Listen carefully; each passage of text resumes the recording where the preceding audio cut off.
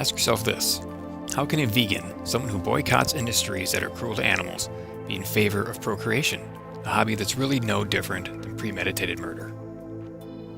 For this video, I'll be drawing the Natalist vegan YouTuber known as Ask Yourself. He uses caricatures like other YouTubers for their narration response videos. I just started sketching on some printer paper while watching one of his videos and decided to go ahead and fully render it.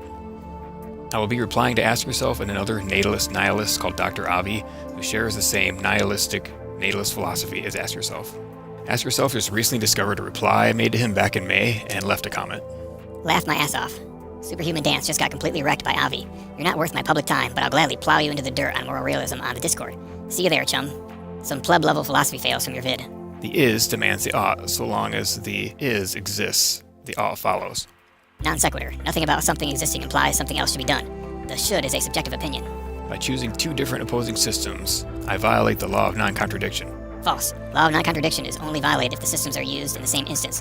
If there is an underlying consistent principle with respect to where the systems are deployed, such as consequentialism, past well-being, suffering ratio X, deontology below X, it's fully logically coherent. So first he says that Superhuman Dance lost a debate with a nihilist guy who doesn't even make any videos.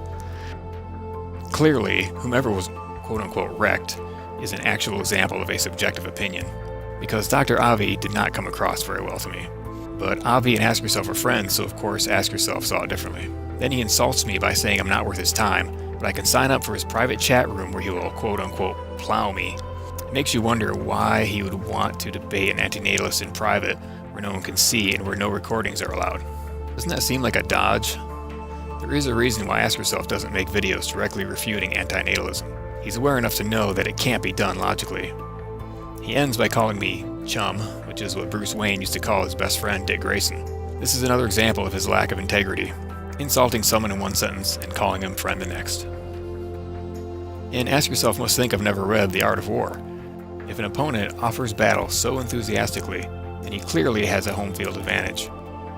I have seen how he deals with people in his chat room. The whole point of a debate is that it's public, but I did manage to screen grab a few more comments to my video in the Ask Yourself Discord. Ask Yourself seems to be obsessed with destroying people in his private chat rooms. But we need to consider what it is that we're really doing here. Are we on the internet to fight and claim victories, or are we here to prevent unnecessary suffering? I know why I'm here. Is this an ego boost for him, or is he trying to prevent something bad from happening? I think it's the former in this particular case. Response videos have worked well for the past 10 years YouTube has been around, so I prefer to stick with that format.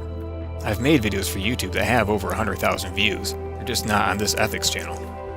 Who cares about subscriber view counts anyway? We should judge an argument independently of who is making it. If his time is too valuable to respond to me, then he doesn't have to. I'm not trying to win over or change the minds of Ask Yourself or Dr. Avi. I think that they're probably beyond hope. I'm trying to win over the real judge of this debate, and that would be you, the viewer. Someone who may not be a narcissist like these nihilists, but someone who is open to a logical argument and its conclusions. Ask Yourself's first response to my video is about the is-ought gap, which Dr. Avi also talks about in the debate video. It does not derive. You're gonna have to stop talking for just a minute. Can you do that? I know that's hard. Explain to me how an is being derived from an ought. Okay, great. All right. So as a medical professional, if a patient is bleeding to death before him, does that not imply that he ought to stop the bleeding? If a cow was tortured and murdered for a steak, does that not imply that we ought to not buy steaks then? I always thought that this was a ridiculous argument. This is really simple logic. I just don't understand how these vegans adhere to silly anti-realist nonsense. I can only assume it's because they are pro-life, and the God thing is so obviously preposterous that as an alternative they have to use word salads and be semantic Nazis to justify an unethical imposition.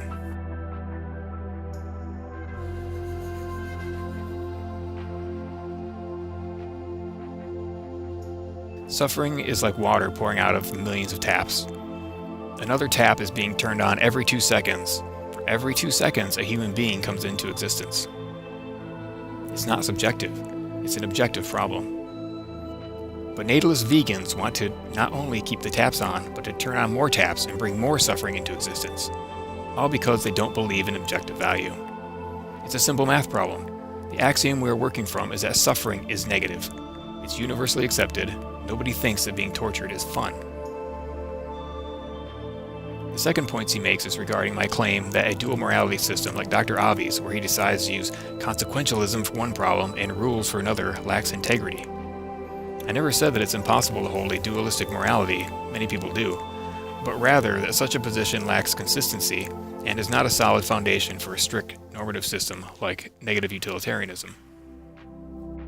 So they think that Jeremy Bentham, John Stuart Mill, G.E. Moore, Peter Singer, and Mendham, and all of the utilitarians who value the suffering reality are wrong. Never mind the fact that every person on Earth uses utilitarian ethics whether they know it or not. I'll just help them out with this little visual aid here. You take your deontology like this,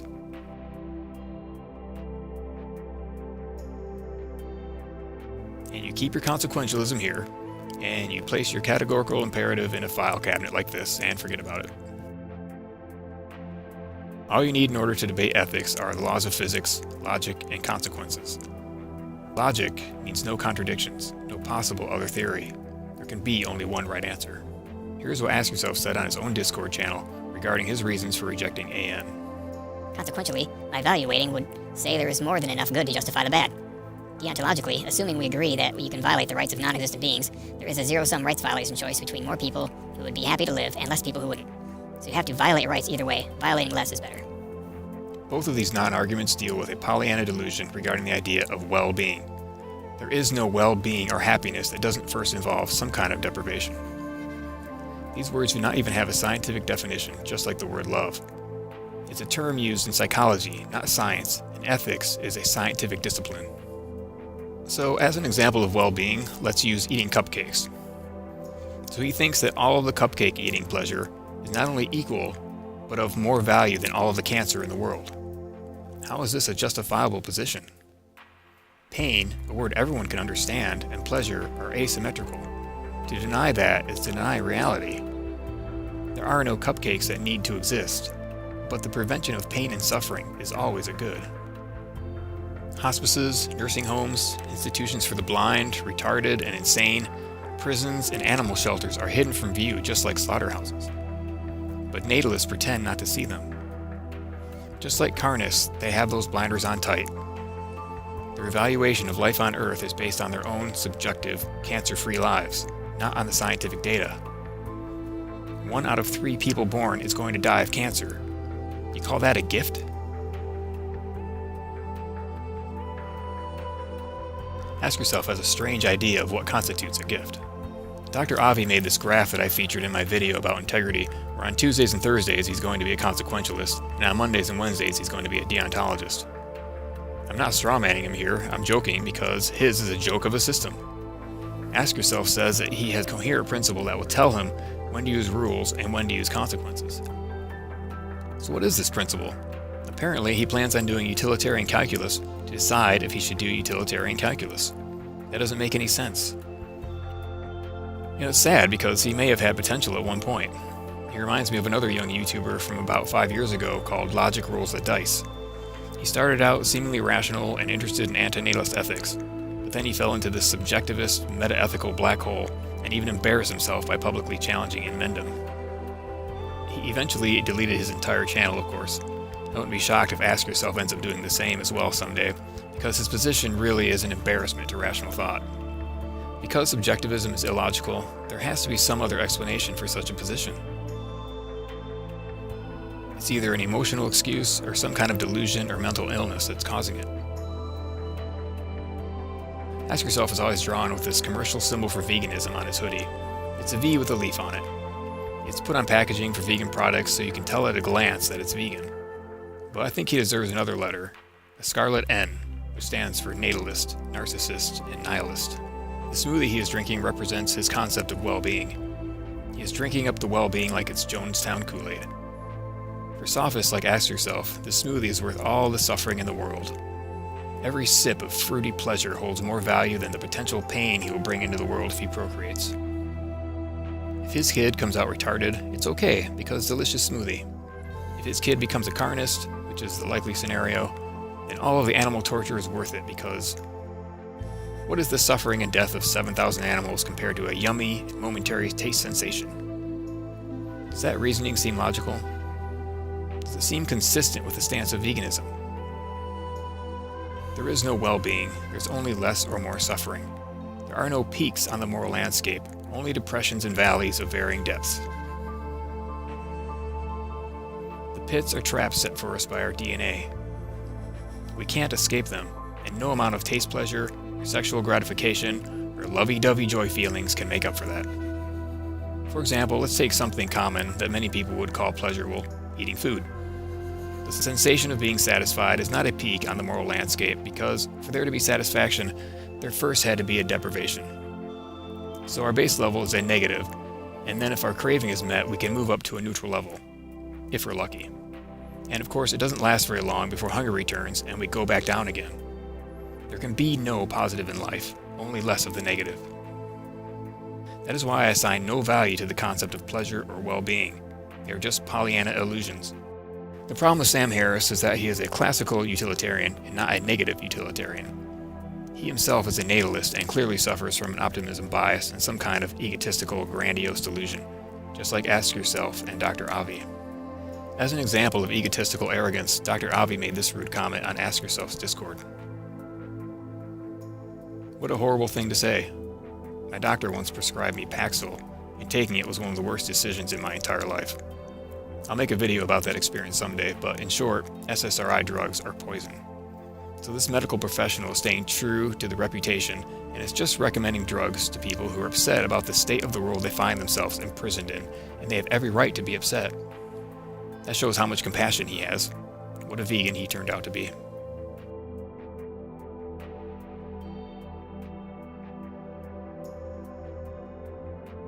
Except for his weird moral objectivism, it's obvious claims, but yes. Well, it is nice. I will say it is nice to have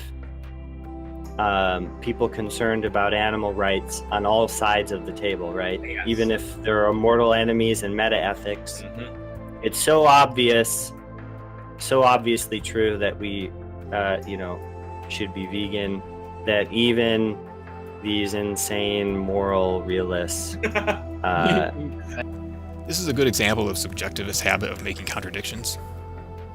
He says that animal rights is so obviously true, yet he says moral realism is insane. Well, if that truth is self-evident, then why isn't objective value? It makes no sense. Subjectivists always contradict themselves. It's one of their tells.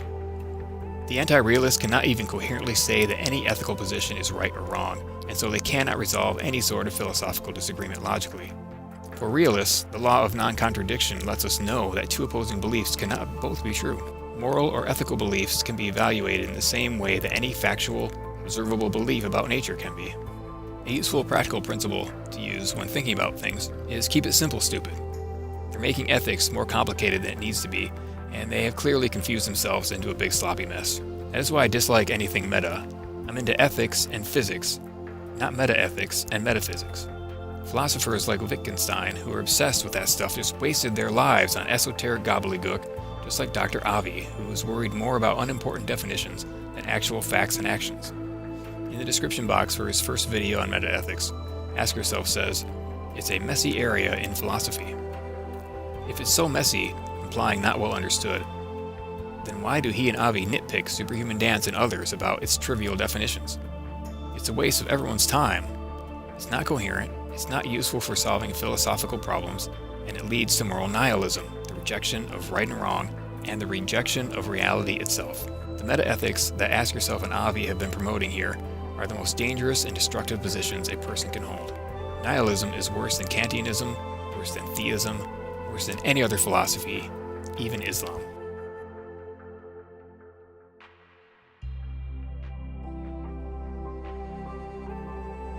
Things have properties. Sentience is a thing that has the property of value suffering. As soon as sentience was formed, value was formed. Ethics was formed at that same time. No human had to be here to witness it. Reality is not formed by perception. 2 + 2 = 4 existed for us to discover. That fact didn't come from a human brain. That is why we bring up the planet Mars.